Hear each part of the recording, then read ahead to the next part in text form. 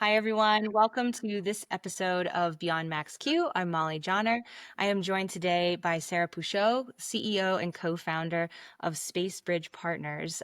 She is fantastic. I am really excited to have her on today, talk about her mission, the things that she's doing.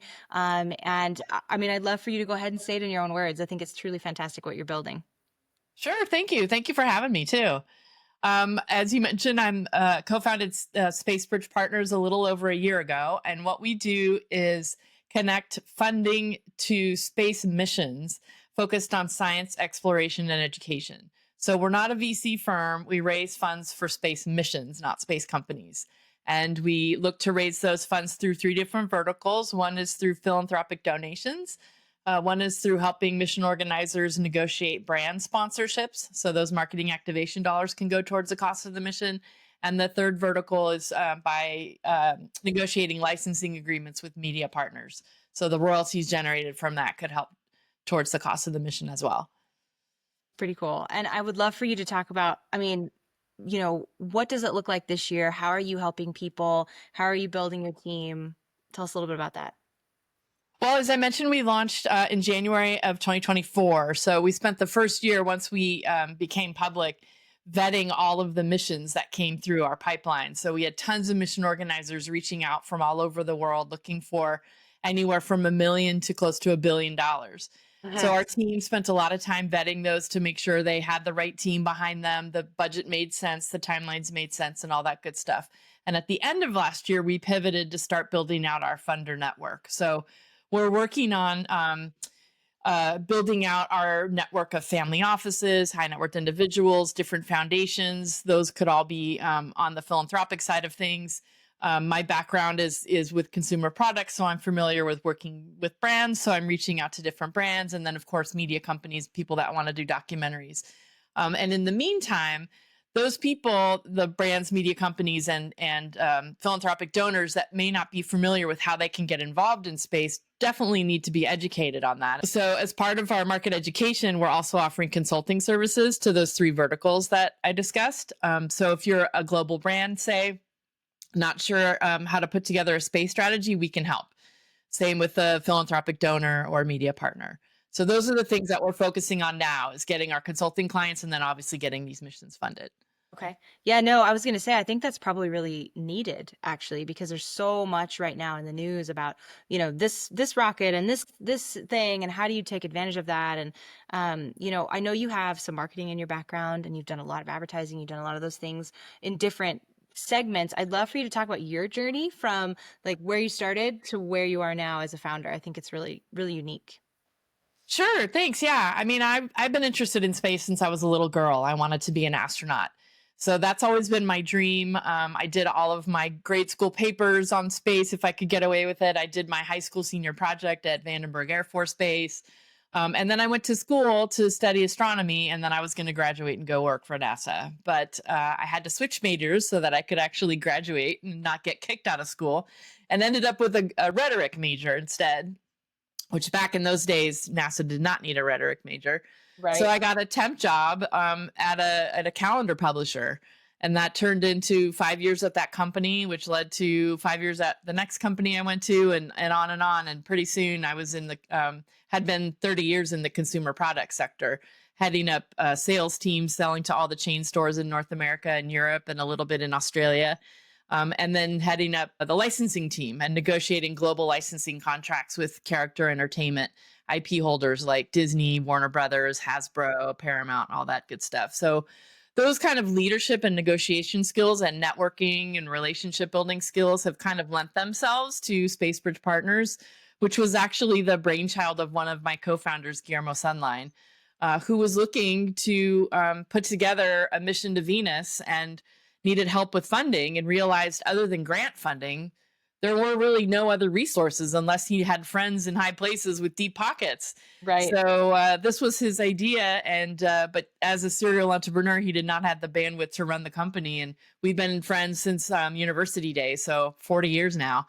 Yeah, I said, look, I'd be willing to step up if I can be CEO. Let's do this, and here we are. So awesome. I love and so actually I want to ask you about what that negotiation process looked like. Like I want to be I'll do it if I'm CEO. I feel like a lot of people are afraid to ask for those things. Like what was going through your mind when you asked that? The benefit of having known him for so long and he knew me for so long and knew what I did. But I will say, CEO did not enter my mind until I started working with a life coach. Mm. Her name's Emma Wittard, and I actually met her from my licensing days. She used to work for Disney and then Warner Brothers. And so we were on opposite sides of the licensing table. But she left that job and made a huge pivot to become a life coach. And since I knew her and I had reached out to her to catch up and she mentioned what she was doing, I thought I would give her a try. I thought, well, I can't really afford this right now, but I like her and I always enjoyed working with her. We started working together and I realized that I couldn't afford not to hire her because I wanted to make that change to where my heart was in the space sector. I loved consumer products and I was good at what I did, but it was never really where my heart was. And so as I was working with her, we just started out with a simple question. What's your dream job look like? What hours do you work? Where do you work? Do you travel or not travel? All those kinds of things. And what are you good at? What are your skills? And she's like, I don't know why you keep trying to find like head of sales jobs or head of licensing jobs. All these things you're telling me are CEO people or C suite level. And I was like, huh. So after working with her, I set the goal. I want to transition into another industry by the end of the year. And it actually ended up happening in about 8 months. That's awesome. I love that. That's so great. And now you're founder and you're founding this thing. And I would love for you to talk a little bit about, because our audience is founders. Most of them are actually in the aerospace industry. I would love for you to talk a little bit about what it's like day in and day out being a founder and like what's the grind for you? What does that look like? Well, it's every day is different. I love space so much that I tend to get caught up in talking to mission organizers and looking up space conferences and things like that, where I know right now my focus needs to be on building out our client database, which I'm also good at. And I feel like I'm good because my heart is in space, but my background is in relationship building and sales. I feel like I'm good at translating what the scientists are talking about into making it something exciting for a potential funder. So my day to day is just networking like crazy. I'm a member of a couple of network groups and a couple of leadership groups, a couple of CEO groups, and so just meeting more and more people and asking for referrals and of people who might be interested in the space sector or might be philanthropists or might work for a big brand, that kind of thing. So most of my day is spent networking. Although since we are still a startup, I also have to be mindful of forecasts and cash flow projections and um, we're actually in the middle of a small fundraise. So had, building out the investor deck and helping put together the data room for the potential investors and things like that. So plenty of admin, thinking about what the org chart looks like today, what I want it to look like 5 and 10 years from now. What is our company doing today? What is our company doing 5 to 10 years from now? And we've had to pivot our strategy slightly over the last 15 months to make sure that it's aligned with us trying to generate revenue as quickly as possible because aside from being able to bring on more personnel to increase our bandwidth, my ultimate goal is to be giving back to the space sector somehow. So whether it's paying for a small country's Earth observation satellite because they do not have a space Right. agency like we do here in the United States, or maybe it's a classroom of really bright individuals that are looking to do some sort of planetary studies and they need help funding a mission. That's what we ultimately want to do, is to start giving back and then also make sure none of these scientific missions go unfunded. I think the Mm. biggest problem there is that people say, well, there's no commercial ROI. Why should I care? Well, it's important science that's happening. That could lead to stuff that helps people on Earth, but we'll definitely learn about Earth and our solar system and the universe. And all Right. those learnings will help us as human beings on planet Earth. That's fantastic and well said. I mean, I love how we started with a question that's about you, but it's about so much more. And you're very clearly passionate about it. Okay, so because we're talking about space, what's your favorite thing about space? Um, this is really, I feel like it might be a little bit of a cop out or kind of general, but my favorite thing is I have never met a space person that wasn't super optimistic and excited to be in the space sector. And I have met that in many other lines of work that I've been in, but everyone's just so optimistic. And so it makes me excited for the future and what we don't even know yet, that we have yet to discover, that could help be, that could be game changers for humanity. That's what excites me. Yeah, really hopeful. I love Mhm. that. That's a great answer. Well, I thought since we have you, we should ask because it's not a typical question, but it's like, hey, what about space? It's so exciting. I know personally, my son is so excited to go to Mars, and he probably will in his lifetime and be out You there and like working, probably can, on like yeah. cool things. It's like, okay, that's cool. Um, okay, so for founders, I wanted to bring it back to this just for quickly. You're talking about building out your team and some of the operational pieces of that, and putting together a data room. Are there any tips or tricks that you have for some of the founders in the audience on how it looks to do those things?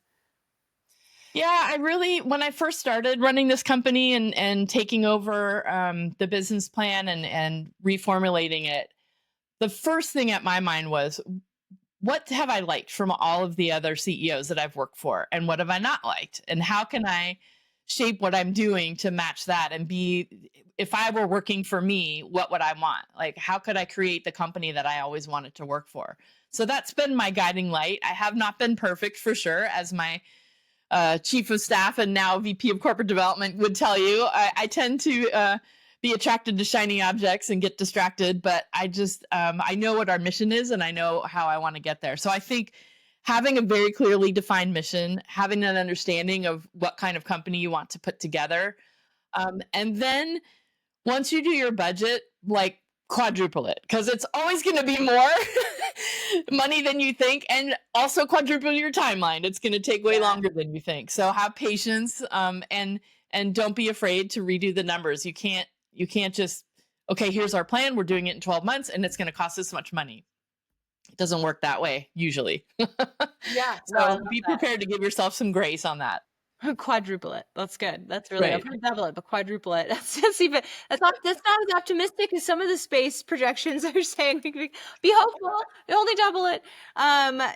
So as we kind of wrap up, I want to give you space to talk about you know, is there anything that we didn't cover that you want to share with the group? Either about Space Bridge Partners or about being a founder or anything like that. Yeah, I mean, we covered it a little bit, but I think, first of all, I mean, I'm a woman of a certain age. I'm definitely, if I didn't have the personality that I have or the network that I have that I leaned in on, I don't think I would have been able to make this transition. So I was really conscious about hiring a coach, understanding what I wanted to do. And so I think that's one big thing, is it doesn't matter how old you are, you can start over at any time. Utilize the resources you have, which includes your network. It could include a wealthy family member. It could include, you only need 4 hours of sleep a night. So, like, you can work 20 hours a day, like, just look at the resources that you have, and don't be afraid to ask for outside help. And I think that's one thing I've definitely noticed, that people are embarrassed to ask for help. But if I asked them for help, they'd be like, of course, yeah, what do you need? So why are you scared to ask for help if you're willing to give it so easily? So put yourself in somebody else's shoes and just ask for what you want. Be succinct about it, and you'll be really surprised at how many people will help you out and introduce you to people. And if they can't help, they'll point you to someone who can.